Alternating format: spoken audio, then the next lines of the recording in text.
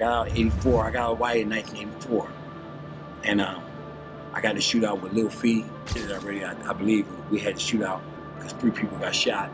So I look at Lil Fee, man, it's just like a reptile.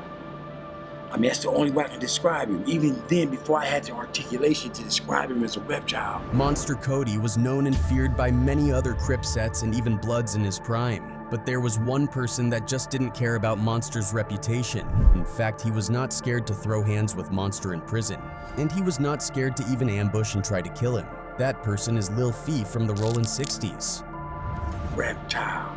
I mean, like, and I mean that in an evil, I'm not in a put-down way. Monster Kody was feared because he stirred up chaos on his own, with some claiming that he was the top killer the Rollin 60s ever had beef with. He even admitted this himself. My whole life has been spent primarily on that mission. Today, even now, I consider myself a Rollin 60 killer. The Rollin 60s and the 8 Trays were already deep in a nasty rivalry, and both Kody and Lil Fee were fronting it even as they got to prison. By the time they got out, it got even more deadly. Yeah, I got out in 84. I got out white in 1984. And I got a shootout with Lil Fee. But it didn't end there. They'd meet again behind bars, and instead of things cooling off, it only got more intense. There's nothing new about the fallout between South Central's Rollin 60s and the 8 Tray gangsters. Their alliance ended over a wild dispute, and once it started, the violence didn't stop.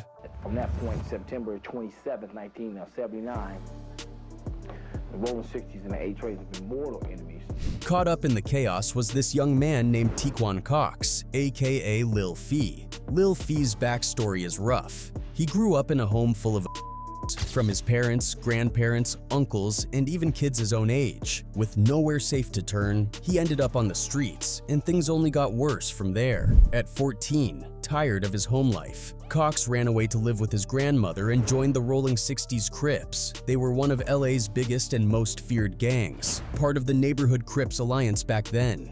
Cox took on the name Lil Fee, a tribute to an older Crip named Big Fee, another tall, slim fighter who was murdered in 1990. His slide into violence was quick and harsh. According to words flying around, his family members claimed Lil Fee had taken at least a dozen lives during this time. His early crimes showed a pattern of anger and pain. He robbed 3 junior high students using his fists and a mop handle, taking $3, a gold chain, and a comb. Later that day, he beat and robbed another kid at a bus stop. These weren't clever crimes. They were the acts of a hurt, angry teen trying to fight back against a world that never gave him a break. Just a month later, things escalated. In May 1981, Lil Fee and a friend carjacked a woman outside Hyde Park Elementary. She was in her car with her dog, waiting for her son, when they pulled a gun, told her and the kid to get out, and sped off with the dog still inside. What followed was a 30-minute high-speed chase through Los Angeles, reaching 90 miles per hour. They crashed into a pole. Cops found a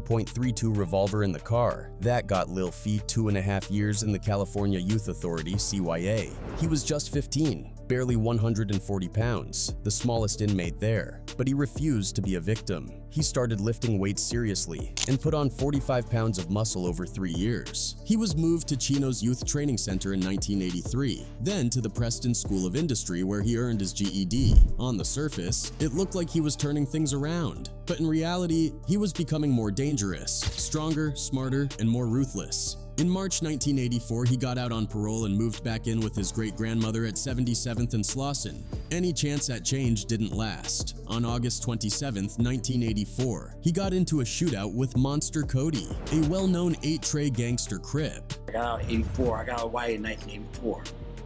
And I got a shootout with Lil Fee. Kody later described the scene in his book Monster. He said he had seen Lil Fee before when they were both locked up at Chino. They exchanged hard stares but never fought. After they got out, the tension carried over to the streets. Kody and his friend Little Harv were watching street races on Florence Avenue when Lil Fee and a group of Rollin 60s showed up. Kody's gun was under his seat and he thought he was about to get caught slipping. But Lil Fee and his crew walked by without noticing him. Kody grabbed his gun, jumped out, shouted "gangster," and started shooting. The 60s were caught off guard, but Lil Fee reacted fast and fired back. 3 people got shot. And while Kody ended up getting arrested for 2 counts of attempted murder, Lil Fee went scot-free for a short while. It's already been committed already. I believe we had a shootout. He ended up getting captured with a strap. I ended up getting captured for that shootout because 3 people got shot. It wasn't too long before he got into a greater trouble. Just 4 days after the shootout with Monster Kody, Lil Fee committed the crime that would forever define his name, the 59th Street Massacre. Los Angeles police say the mother, sister, and 2 nephews of former National Football League star Kermit Alexander were shot dead in their home today. Witnesses said the 2 gunmen walked in the family bungalow and opened fire. On August 31st, 1984, Lil Fee teamed up with 2 other Rollin 60s members, 24-year-old Darren C. Dub Williams, a big and feared gang member with a violent history, and 19-year-old Horace Horse Burns, who was known for carrying weapons and robbing people, including a robbery at Crenshaw High. That day, the 3 of them carried out a brutal killing spree. It started when Williams and Burns went to a house on 3rd Avenue to see Lisa Brown, a woman addicted to crack. The house belonged to another addict, Idora Moore, who was also there. Williams later said they all smoked crack together. Burns then made a call and picked up Lil Fee, bringing him to the house. That morning was the first time Lil Fee met Brown or Moore. They only knew Williams and Burns. All 5 of them got into Moore's old van. The women sat in front, the men sat in the back. They stopped for gas at a Shell station on Slauson and Western. When Moore said she needed money for gas, the men claimed they were broke, so she paid herself. When she got back in the van, she noticed a big gun in the back, a World War II era M1 semi-automatic rifle, partly wrapped in a blue jacket. Williams told Moore to drive to West 59th Street. While they drove, Brown overheard the men in the back saying they were going to kill everybody in the house. Even after hearing that, Moore kept driving. Williams pulled out a piece of paper with the address 136 West 59th Street. That's where a woman named Valerie Taylor lived, their intended target. But they made a deadly mistake. Williams misread the address. Instead of 136, they walked up to 126 West 59th Street, the home of 63-year-old Ibora Alexander, the mother of former NFL star Kermit Alexander, who had played for the 49ers and the Rams. That morning, Ibora had several kids and grandkids staying at her home. She was watering plants on the porch and cooking breakfast. It was hot, so she left her front door open with just the screen door closed. Kermit had planned to visit that morning but overslept. When Ibora heard the screen door open, she called out, "Kermit," thinking it was her son. There was no reply. Instead, it was Lil Fee and Williams. They stepped onto her porch, walked past her flowers, and went straight through the unlocked screen door. Both were armed. Lil Fee was carrying the rifle. He walked quietly through the living and dining room into the kitchen, where Ibora was sitting at the table eating. She looked him right in the eyes. Without saying a word, he raised the rifle and shot her 3 times in the head. She died on the spot. Another woman in the house woke up screaming from the gunshots. Lil Fee turned and shot her too. Once in the chin, once in the cheek, and once in the chest. She died instantly. Then, in an act of pure cruelty, he shot 13-year-old Demetrius and 8-year-old Damon while they slept, execution style. Neil Alexander, another family member, woke up from the noise and his sister's screams. He ran into the hallway and saw Lil Fee standing there with the rifle. In a rush of bravery, Neil jumped on his back and tried to fight him off. During the struggle, Lil Fee's palm hit a nearby trunk, leaving a print, evidence that would later help link him to the scene. He managed to knock Neil down, hit him in the face with the gun, and forced him to run out through the back door. Meanwhile, 14-year-old Ivan Bonner had been hiding in a closet the whole time. He heard the gunshots, the fighting, Neil's footsteps, but stayed hidden. When it finally went quiet, he came out and saw the bodies of his grandmother, aunt, and cousins. He waited there until Neil returned and called the police and called Kermit. Sometime in the next few days, it'll really hit me, and I'll try to figure out why, even though it's impossible. When police arrived at the Alexander home, they were met with a horrifying scene. 4 family members were found shot to death, their bodies riddled with bullets. The Los Angeles County Medical Examiner confirmed that all 4 victims died from gunshot wounds to the head. Detectives believed this wasn't a random act. It looked like the work of trained killers. Only 8 bullets were used to kill 4 people, each with headshots, which suggested someone with serious weapons training. The M1 rifle was quickly identified as the murder weapon, and investigators found Lil Fee's palm print on a trunk in one of the victim's rooms. At first, they had no clear motive, which led to wild rumors. People whispered about drug deals, gang retaliation, and even cartel ties. Because Kermit Alexander was a public figure, the tragedy brought him unwanted attention and deep emotional pain. What no one knew yet was that police had already arrested the killer just a week after the massacre. On September 6, 1984, Lil Fee was stopped for having a gun as a convicted felon. He was taken to the infamous 4800 Crip module at LA County Jail, a place known for violence and gang warfare. There, he ended up in the same unit as Monster Kody, who had been arrested after their shootout a few days earlier.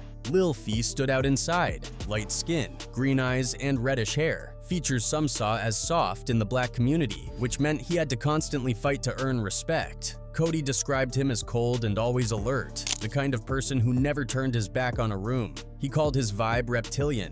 So I look at Lil Fee, man, it's just like a reptile. I mean, that's the only way I can describe him. Even then, before I had the articulation to describe him as a reptile, it's reptile.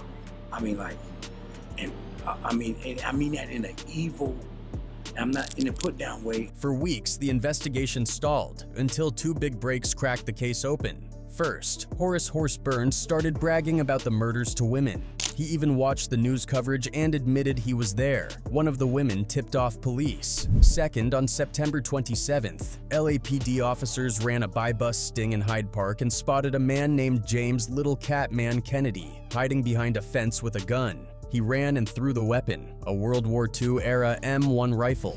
While trying to get away, police caught him. At first, Kennedy said he bought the gun from a basehead for $50 worth of crack. But once he was told it was the murder weapon in a high-profile quadruple homicide and that California's new governor was pushing hard for the death penalty, he cracked. He told them Lil Fee had given him the rifle. That was all police needed. On October 22, 1984, Lil Fee was officially charged with 4 counts of first-degree murder, with special circumstances that made it a death penalty case. The trial lasted 3 years. On January 21, 1987, the jury took just 2 hours to find Lil Fee guilty on all counts. During the sentencing phase, people from his past, family members and teachers, spoke about his childhood trauma and begged the court to spare his life. But on February 18, 1987, the jury sentenced him to death. Even on death row, Lil Fee stayed in the middle of trouble. In December 1986, he tried to plan an attack on prison guards to create a distraction and escape through a security gate, but the plan failed.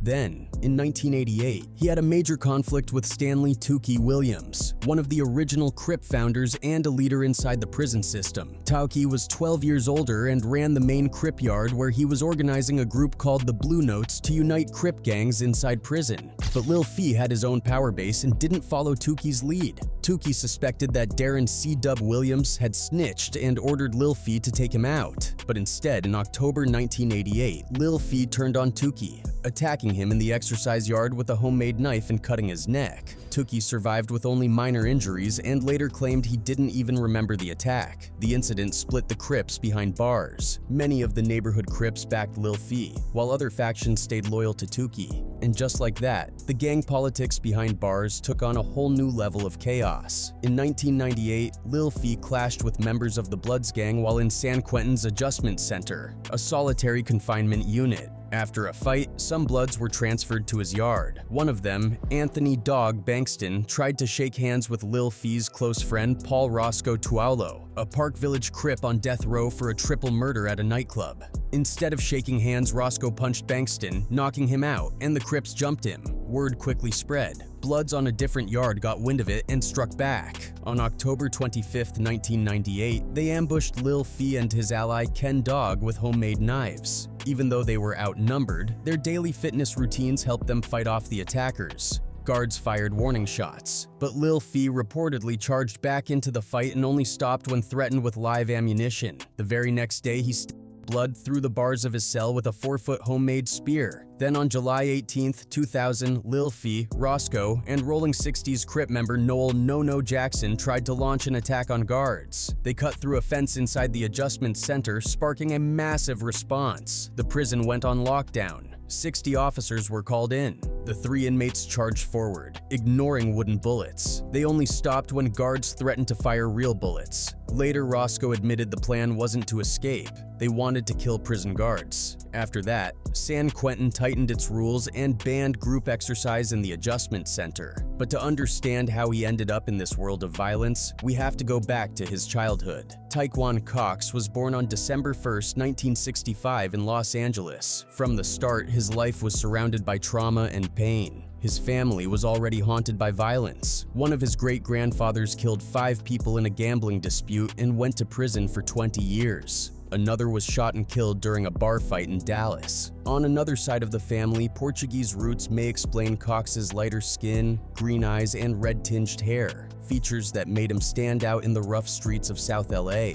Cox's mother grew up in a her father assaulted her, and her mother was a addict who brought violent men around and was once committed to a mental hospital. She had health issues too, spinal surgery at 7, and turned to drugs and alcohol as a teen. After bouncing in and out of juvenile detention, she met Cox's father at a party. She was 17, mentally ill, and got pregnant that night. A week before giving birth, she tried to shoot his father. They briefly married but split soon after, and Cox's father played no real role in his life. Cox was born into chaos. Between ages 1 and 5, his mother was arrested at least 10 times. He witnessed brutal scenes. At 3, she tried to kill herself and her kids with gas. At 4, he saw her fight a pimp and strangle his baby sister. That same year, her boyfriend was shot outside their door. At 5, after another she tried again to kill her children, but Cox saved his siblings and led them through the rain to safety. When he was 6, the state removed him from her care. Cox and his siblings went to live with their great-grandmother in South LA. She had money, gave him a bike, enrolled him in Boy Scouts, and even started a college fund. But inside the house, life was strict and they weren't allowed to use the bathroom at night. She beat them for small mistakes and told them no one loved them but her. Cox's uncle also beat him during visits. School offered a brief escape at Horace Mann Junior High, known for violence. Cox showed promise. He was athletic, won trophies, and led his homeroom basketball team. But his light skin, green eyes, and red-tinted hair made him a target. He was bullied and had to fight to survive. By 8th grade, his behavior changed. He started bullying younger kids and wore blue, hinting at gang ties, the Rollin 60s. To this day, Tyquan Cox, better known as Lil Fee, remains on death row. He's considered one of San Quentin's most dangerous inmates.